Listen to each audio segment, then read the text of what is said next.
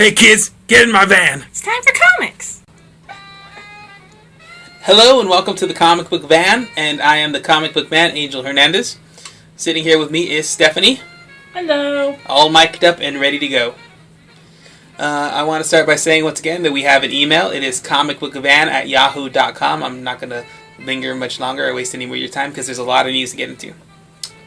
First topic of the day, we have a new Thor that's going to be appearing in the comic books. I haven't kept up with the news entirely. I saw the outfit. I saw the reasoning behind it. Apparently, Thor is being deemed unworthy to wield the hammer.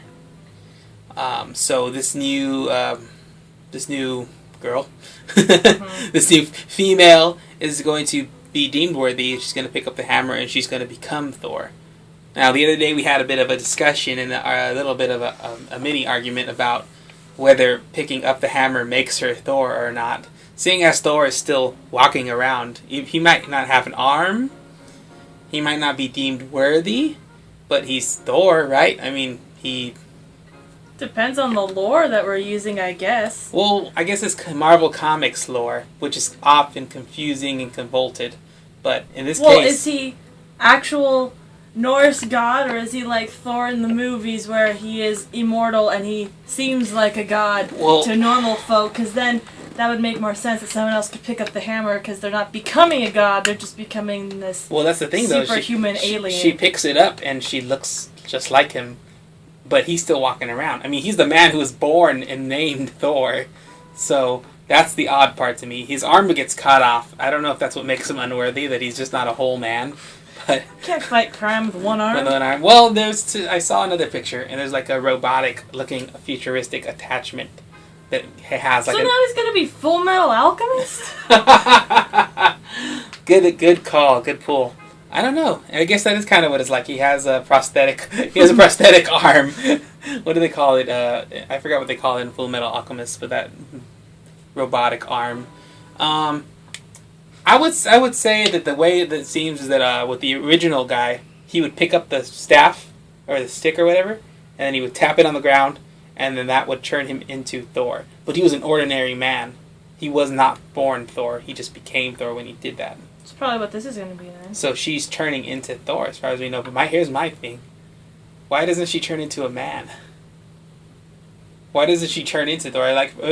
Does it take the regular human body and just exaggerate it, like the normal man becomes buff and big and his hair grows several times longer and he just kind of looks that way? Or... Well, like you said, if he can just pick up the stick and become Thor, he's becoming the enhanced human being, which it seems like that is causing for this girl to happen. She's becoming an enhanced person, and somehow through the mystic powers you get armor that looks a certain way. And you get several inches taller and more physically athletic and everything that comes with it. Well, that seems to be what comes with it. It doesn't... I think we're mixing up our preconceived notions of what Thor actually is. If it's just the powers that make you Thor, and that happens to be his name, she's no different, whatever her name's going to be. She was just given these powers. Yeah, that's fair. I guess I could agree with that. Okay, well, I mean, it's not important. I'm just I had questions, okay? I did questions that needed to be answered. Well, when we read it, we'll find out. I guess we'll have to read it, and then we'll come back and we'll judge it and tear it apart if it's terrible. Okay, well, that's not the only thing to happen. Also, Sam Wilson, the Falcon, is picking up the shield and becoming Captain America. Which makes no sense to me, because he's not a superhuman, modified human being from the military. He just has a fancy shield and a pair of wings. Right, he was never injected with super soldier serum that made Captain America, that made him special and changed his life and turned him around. He's a dude that by all means just works out a lot. I mean, yeah, I could see there might be some potential danger for the Falcon, but maybe he keeps the wings. I mean, if he's keeping what's special about him, then that's fine. Now he's Captain America and he could fly. I mean, that's kind of cool. Yeah, but if you don't have super strength as a superhero, now he's just gonna fly at people. He's gonna fly at motherfuckers top speed, like punch him in the face as he's flying towards them. As he breaks all the bones in his hands. It's comic books. It wouldn't happen. He would just be like punching them so perfectly that they just fall on the floor, and his hand would be perfectly fine. A little bit of ice on it later on. I'm all for it. There has to be more to that story. I'm guessing it's the kind of same with Thor. We're gonna have to read it to find out. I mean, they're giving little tidbits of information here and there about what they're trying to do with it and how they're trying to this new Avengers Now initiative to kind of seemingly start from scratch and shake up the characters and shake up our concepts of them. And I think Marvel Comics is just trying to be a progressive company, and I can't bash them for that. I can bash them for charging us $3.99 a piece for each of these books. And I can bash them for constantly rewriting their universe but not really doing much of a difference. I think the worst opinion I heard about this is that they're placeholders. Like, it's cool. Wow, now we have a black Captain America. We never thought we might see that kind of change in the comic books. It was unthinkable years ago. And we never thought, we never would have fathomed anyways that Thor would be a girl. And it's great that they're taking up these roles right now and changing things as we know them in comic books, but they're placeholders. Eventually, Thor is going to come back. The original Thor, the man, is going to come back and pick up his hammer. He's going to be worthy again. Eventually, Steve Rogers is going to be like, give me my mask and my shield back. And I'm only hoping that these characters, I mean, the best case scenario for these characters is that they get to have a featurette of their own. They continue their stories. They're not just discarded after that fact. I think the Falcon, considering that he was in the Captain America movie, should get his own series in Marvel Comics. My theory is that they're giving a big middle finger to the film industry and to the casual fans. Because when the Avengers movie hit big, everybody thought that the comic books would sell more. They were so sure that Avengers movie doing big business meant that comic books were going to do just as much business. We're going to get a bunch of casual fans. So what they do is they change the comic book universe to kind of more closely follow what's happening in the movies. They want it to reflect what they see. So the casual fan who watches it in a movie, or the movie fan, will pick up a comic book and be like, oh, there's Thor, there's, Iron Man, and Captain America, and the Hulk, and whatnot. And I don't think they're doing that anymore. Well, I think that might have only worked if you could actually get comic books in a place that most people would go. I didn't know where to get comic books until I met you. I didn't even know there was one up from my house. Good point. So the casual fan wouldn't even know where to go. So that might be why that idea didn't work. It might have worked if you could actually go into a bookstore or there were just more of those places. That might have actually worked. So I think maybe that's why they're changing it, because they realize that the casual person is not going to be able to find it, so I can do whatever I want with it. Just start giving back to our fans now. Hopefully that's finally what they're deciding to do. I could only hope. Alright, well, let's move on from this subject now. Marvel Comics, they always leave a bad taste in my mouth these days when it doesn't have anything to do with their movies. I know how unfortunate. Their movies are their hottest property right now. Their comic books, they're not putting out that much that I would consider worth reading. I don't know if this counts officially. I don't know what people consider it. But Brian Lee O'Malley has put out his follow-up to Scott Pilgrim. It's a book called Seconds, and I believe the concept is that it's about second chances. I've only caught glimpses of the artwork. I caught just that tidbit about the story, but I'm excited, and I think it's something that will probably hit just as big as Scott Pilgrim. I mean, obviously the movie flopped, but it found its fandom afterwards. Okay, now I want to talk about a subject that really bothered me when I started reading articles about the movie. And remember how I talked about an award show for the worst person in comics, or the worst comic book on the rack, or something along those lines? Well, it's time for me to name the Viscardi of the month. And that goes to the Fantastic Four movie director. I'm not even going to name the guy. I'm not going to give him the proper dues to throw his name out there and anything. I'm just going to drag his work through the mud really quick. It's an FF movie. It's where the F stand for fucking failure. See, the basic story here is that the actress who was going to portray Susan Storm, her name is Kate Mara. She went to this guy because she'd never read a comic book before, but she had an interest to do so. She went to the director and she asked him, hey, should I read some of this stuff so that I can get a better handle on my character? I'm going to study it a little bit and find out about these things. You know what he told her? He told her not to do it, that it would be pointless because the movie that they're making doesn't have anything to do with any of the published stories in Fantastic Four. Excuse me? Are you fucking kidding me? This is an easy win here. All anybody wants to see, and the formula has been figured out for the most part. I mean, we want to see a comic book movie come to life on the big screen. That's all anybody has to say. You wouldn't see a box for a statue that's labeled Wolverine with a cool picture of a Wolverine statue on the outside of it. Open it up and then find the Badger. It's not the same thing. Is the Badger a thing? The Badger was actually a superhero, yes. I don't know if it's still going on, but I recall reading a book called The Badger. Any other small mammals along with Rocket Raccoon that I need to know about? No, not that you need to know about. No, those are the only two important ones. The raccoon and the Wolverine. That's it. Look, asshole, you only got one job in this, and that's to make a comic book movie. Your actress is trying to study the character she's about to portray, and you don't want her to read the one true source material? I mean, she's not even blameless in this. She was quoted as saying something along the lines of... Here, I got the actual quote right here. She said, "We're trying to create a new way of seeing these characters. I'm focusing on making Susan Storm as real as possible." Yeah? Fuck you.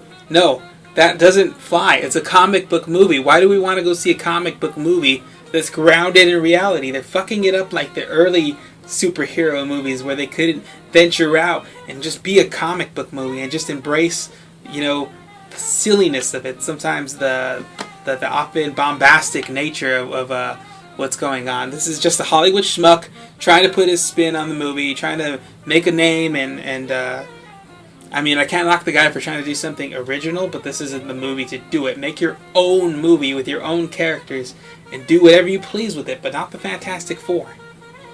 Maybe he's the producer from that Superman movie. Oh, he just wants a giant spider at the end of it. Yeah, you're talking about the Kevin Smith one? Yeah. John Peters, I think his name was. Yeah, I think they're buddies, because he didn't want Superman to fly, and this guy doesn't want anything to do with it. I think it's going to be some bullshit-ass CIA stuff. Like, I think what he's trying to pull is, oh yeah, none of that stuff would ever fly. They're government agents, and the government does this experiment where they can give these people powers, but they only choose the 4. You know what would be a real twist on this movie? Is if somehow they have to break the rules, and the government, and there's a traitor in the inside of their group, and he wants to use the powers for bad, and then he becomes Doctor Doom. But it's all within the government. It's all within the U.S. government, you see. It's all they're just secret agents, super spies, reality, fucking realistic bullshit.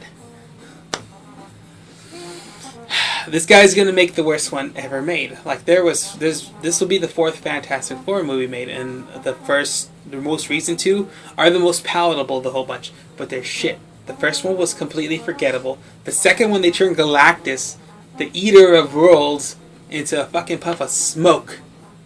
So you just consumed them in smoke? I don't remember what happened anymore. It's just a garbage movie. It's not worth remembering. They made another movie in the 90s, I believe, like around 94, 95.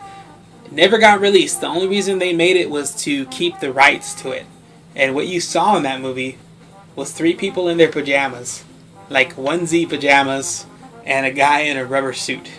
It can't really be that bad. Oh, I'll show it to you. It's that bad. It looks that bad. And this guy's movie, it's going to be worse than that one. Because at least they look like they did in the comic books. At least the costumes were the same. Well, let's just hope it doesn't get made. I want to see it fail, though. Like, I want to see so much money go into this thing that it flops. He goes bankrupt, and then all the other directors get him, tie him up, put him on a railroad car, ship him right the fuck out of town, and never let him make a movie again. Why would you want him just to continue smashing the name of the Fantastic Four?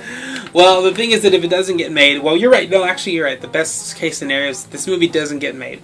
If it does not get made, then Marvel, the rights will revert back to Marvel Comics. But they're probably not going to let that happen, so this movie is going to get They made. want to keep this thing. So, like, if half the cast dies, they're going to recast them and try to make this movie. If they have to shoot this movie in one day, they're going to make this movie because they don't want to lose those rights. Trust me, they're going to make a movie as shitty as this, and they made a movie as shitty as that one in the 90s just to keep the rights. They're going to make another awful movie for the same purpose. Who owns these rights? It's either Fox or Sony. And I'm not too sure. I want to say Sony, probably. Yeah, I think it's Sony. I think Sony owns it. Okay.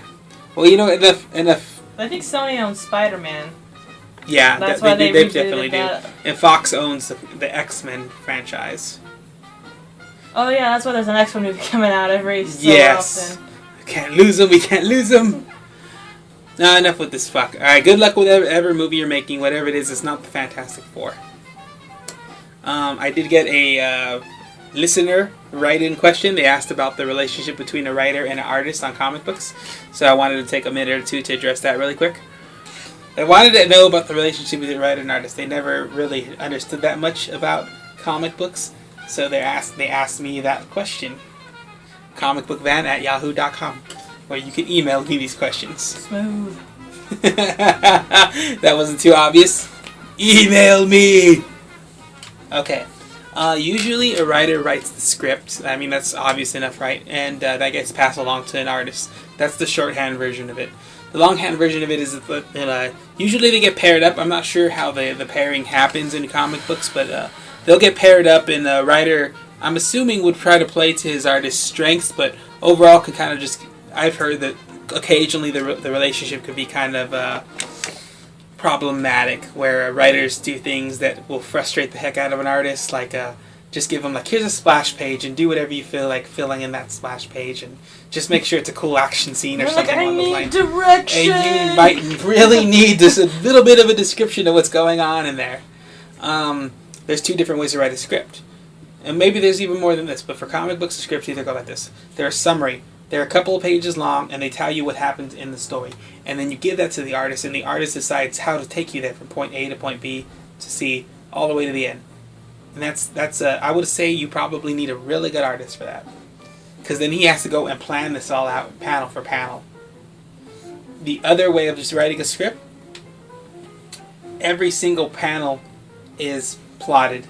So the writer will write that script and say, panel 1, here's the dialogue going in here. Here's what happened. Peter Parker is looking very sad because Gwen Stacy's head just bounced off the floor and she died. Oh, that made me think of that. That was awful. I hate Emma Stone, so I'm gonna think about it all the time. When I get that DVD, rewind. But she was Gwen Stacy, not Emma Stone. All I see is hate. We both stopped breathing when that happened. Okay, it was a bad moment. I was like, oh, he's just gonna save her. Oh, I knew she was dying, but I didn't think it was gonna be so. I didn't know she died. It was. I didn't want to ruin it for you, but it was so graphic that it did shock me. And then I remembered that it was Emma Stone. So now when I have the DVD, I'm gonna be like, rewind. You know, every guy is gonna hate you because everybody loves her. Oh, no, that's fine. I don't care. I hate her. Yeah, I'm such a witty, cool, funny person with a script in front of me. Sure you are. I don't think you're that sharp in real life, Emma Stone. Have you ever listened to an interview to judge this? No, but I'm sure the interview... Are we doing this or we're not? We're doing this right now. I'm sure in the interview she's like stretching her neck up and like, what does it say on the dummy card there? Oh, it says to wink. Wink. What are you basing this on then? Blind hatred. Nothing really What is solid. the point of hating her then? What has she done? I was talking about scripts here. Can I get back to the scripts? You have no valid reason for hating a person. Scripts. Okay, so the second way everything gets plotted out from the beginning to the end, okay? I'm back on this story now. Nope. And then that gets handed to an artist, and an artist with that kind of script has a bit of an easier time. And outside of that, an artist can either be a penciler, he could be a penciler and inker, and if he's really crazy, he'll do everything. He'll pencil and he'll ink, he'll color. That's rare these days because there tends to be these color companies are coloring groups that'll do them, like special effects type groups that handle that stuff. And then letterers, then all that stuff gets sent off to the printing press, and printing press. See? Yeah, the printing press, see? And then eventually it makes its way into your hand. So that's the comic book process. Kind of shorthand with a little bit of a rant in the middle of it about Emma Stone and Gwen Stacy and Spider-Man 2. And your uncalled for hate. It is uncalled for, but I haven't seen anything that I like her in, really. Okay, anyhow, I'm going to skip the pull list this week. I pulled so many comic books that it's actually kind of hard to read them and get through everything and give you a good idea of what's in them. So the next time I record one of these, I'm probably going to be flying solo. Maybe because of this whole Emma Stone thing. Maybe not. Because you have anger issues. I'm going to go in depth with my pull list and talk about the comics in there because a lot of big things came out, cool things, and I've also caught up with some pretty cool stuff like Grayson #1 from DC Comics. Dick Grayson taking up a new career. I picked up Original Sin, the big Marvel Comics crossover event, and I got some shit to talk about that. Superman 32, Deadpool vs. X-Force, Saga, Teen Titans #1, Nightcrawler, Suicide Squad, Deadly Class. I picked up a lot of comic books this week, and it's going to be a great podcast, so don't miss out on that. Thanks for hanging out in my van, and until next time, keep on reading comics. Bye! See ya!